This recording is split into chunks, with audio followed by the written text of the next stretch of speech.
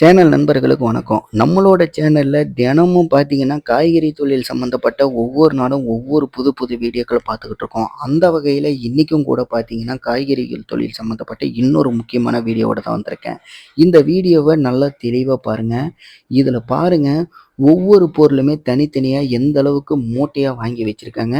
சில பொருளெல்லாம் பார்த்தீங்கன்னா, கிரேட்லயும் கூட வாங்கி வச்சிருக்காங்க. இதில நமக்கு எந்த அளவுக்கு லாபம் கிடைக்க போகுது அப்படின்னு சொல்லிட்டு கேட்டா, கண்டிப்பா இந்த இடத்துல எந்த ரேட்டுக்கு விற்கிறாங்க அப்படிங்கிறத நான் எக்ஸ்பிளைன் பண்ணுறேன்.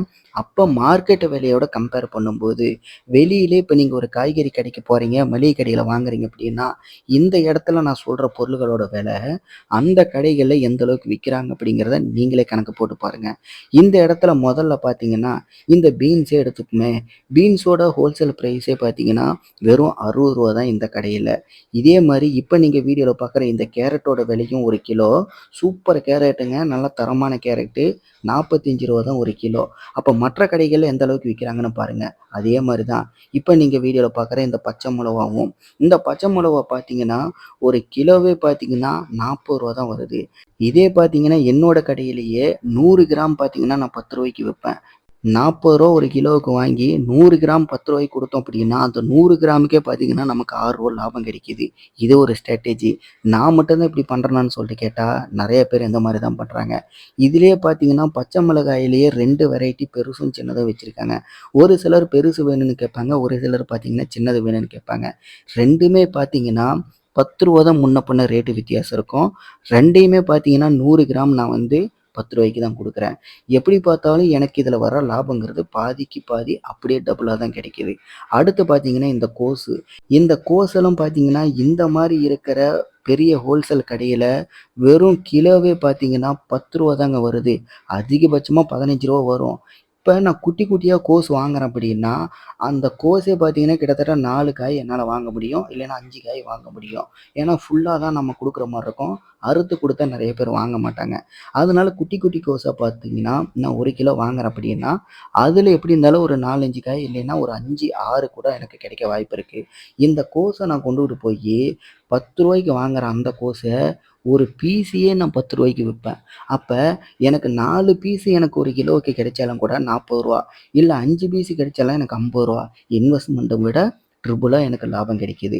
அடுத்து இப்ப நீங்க பார்க்க போறது இந்த முள்ளங்கி தான். இந்த முள்ளங்கிய எடுத்துக்கிட்டோம் அப்படின்னா, இந்த இடத்துல ஒரு கிலோவே பார்த்தீங்கன்னா ரூ. 20 தான். இந்த முள்ளங்கியால தாங்க என் கடையில பல பிரச்சனைகள் எனக்கு வந்துச்சு.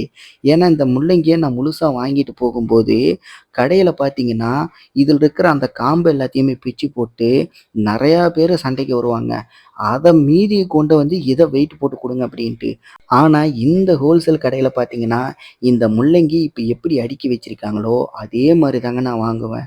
இத கொண்டு போயி 2யும் பாதியா பிச்சு, இத வெயிட் போட்டு குடுங்க அப்படின்னா, எவ்வளோ பெரிய பஞ்சாயத்துன்னு பாருங்க. நான் கிலோ வெறும் ரூ. 20 தான் வாங்குவேன். என்கிட்ட கிலோ எவ்வளோன்னு கேட்கும்போது நான் ரூ. 40 ரூ. 50ன்னு சொல்லிட்டேன் அப்படின்னா, பிச்சு புட்டாங்க அப்படின்னா, மொத்தத்தையும் குடுப்பேன் அப்படின்னாங்கன்னா, அது 1 கிலோ கூட நமக்கு அந்த டைம்ல வராது. அப்படிங்கும்போது நமக்கு அது லாஸு தானே! ஏன்னா, இத நெறைய பேர் புரிஞ்சுக்கவே மாட்டாங்க. இந்த முள்ளங்கி அப்படிங்கிறது பெரிய பஞ்சாயத்துங்க. அதனால நான் முள்ளங்கி வந்து அதிகமா வாங்கவே மாட்டேன். அடுத்து இந்த பீட்ரூட்டு. பீட்ரூட் பார்த்தீங்கன்னா, இந்த கடையில வெறும் கிலோவே ரூ. 25 தான். இதே பீட்ரூட்டு வெளி மார்க்கெட்ல, வெளி கடைகள்ல 1 கிலோ எவ்வளோக்கு விக்கிறாங்கன்னு நீங்க யோசிச்சு பாருங்க. இது வந்து ஹோல்சேல் மார்க்கெட்டுங்கிறனால ரொம்ப விலை கம்மியா இருக்கிற மாரி இருக்கும். பல இடங்கள்ல இப்ப நீங்க விலைய கம்பேர் பண்ணி பார்க்கும்போது, இந்த இடத்துல விலை வந்து எந்த அளவுக்கு மாறுது அப்படிங்கிறத கீழ கமெண்ட்ல தெரியப்படுத்துங்க. இது மட்டும் இல்லாம, இன்னொன்னு பார்த்தீங்கன்னா, இந்த சௌசௌ. இந்த சௌசௌ பார்த்தீங்கன்னா, இங்க கிலோவே வெறும் ரூ. 20 தான். இந்த சௌசௌ நம்ம 1 கிலோ வாங்கிட்டு போறோம் அப்படின்னா, இதில எப்படி பார்த்தாலும் 3 காய், 4 காய் நிக்கும். கிலோவே ரூ. 20 தான் அப்படிங்கும்போது, வாங்குற எல்லாருமே இப்போ 4 பீஸ், 5 பீஸ் வாங்கிட்டு போறோம் அப்படின்னா, 1 பீஸ் முழுசா தான் வாங்குவாங்க. அப்படிங்கும்போது எப்படி பார்த்தாலும் ஒரு பீஸ நான் குறைஞ்சபட்சம் ரூ. 15க்கு வித்துருவேன். அப்ப 4 பீஸ் 1 கிலோ கணக்கு வருது அப்படின்னா, அப்போ ஒரு பீஸ் நான் ரூ. 15க்கு குடுக்குறேன் அப்படின்னா, 4 பீஸ் நான் ரூ. 60க்கு வித்துருவேன். ஆக மொத்தம் ரூ. 20க்கு வாங்கிட்டு போயிட்டு ரூ. 40 இதில லாபம் நிக்கும். இதுக்கு அடுத்தபடியா முருங்கைக்காய் பார்த்தீங்கன்னா, இந்த இடத்துல கிலோ ரூ. 60க்கு விக்கிறாங்க. ரூ. 60 அப்படிங்கும்போது ஒரு கிலோவுக்கு கிட்டத்தட்ட ஒரு 15 டூ 18 காய் நமக்கு கிடைக்கும். இந்த முருங்கைக்காயும் பார்த்தீங்கன்னா, ஒரு காயி ரூ. 10க்கு விற்கிறாங்க. இது எல்லா இடத்துலையுமே ரூ. 10க்கு தான் விற்கிறாங்க. சில பேர் மட்டும் பார்த்தீங்கன்னா ரூ. 8 ரூ. 9க்கு விற்கிறாங்க. ஆனால் அதிகப்படியான இடங்கள்ல ரூ. 10க்கு தான் விற்கிறாங்க. நானும் ரூ. 10க்கு தான் விற்பேன். அப்போ நான் வாங்கிட்டு போகிற அந்த விலைக்கு எனக்கு ரூ. 10க்கு விற்கும்போது எனக்கும் பார்த்தீங்கன்னா டபுளுக்கு டபுள் லாபம் அப்படிங்கிற மாதிரி தான் வருது. இதுதாங்க ஒரு பிஸ்னஸ் ஸ்ட்ராட்டஜி. இந்த இடத்துல எந்த ரேட்டுக்கு நம்ம வாங்குறோம், அதை என்னோட கடையில் நான் எவ்வளோக்கு விற்கிறோம் அப்படிங்கிறத பற்றி தான் நான் சொல்லியிருக்கேன். இதில் இன்னொரு முக்கியமான விஷயம் எப்படின்னா, இதே கடையில் இஞ்சியும் கூட நான் வாங்குவேன். இஞ்சி சில டைமில் கிலோவே வெறும் ரூ. 70 80க்கும் கிடைக்கும். அந்த இஞ்செல்லாம் பார்த்தீங்கன்னா குவாலிட்டி கம்மியாக இருக்கும். அதாவது இளம் பிஞ்சுன்னு சொல்லுவாங்கள்ல அந்த மாதிரி. இப்போ நீங்கள் வீடியோவில் பார்க்குற இந்த இஞ்சி பார்த்தீங்கன்னா நல்ல காரசாரமாக இருக்கிற திடமான குவாலிட்டியான இஞ்சி. இந்த இஞ்சியோட ஒரு கிலோ பார்த்தீங்கன்னா ரூ. 120 இன்னைக்கு மார்க்கெட் விலை. இந்த இஞ்சி நான் வாங்கிட்டு போகிறேன் அப்படின்னா 100 கிராமே பார்த்தீங்கன்னா ரூ. 25க்கு நான் விற்பேன். இன்னும் ஒரு சிலர் பார்த்தீங்கன்னா ரூ. 30க்கு கூட கொடுக்குறாங்க.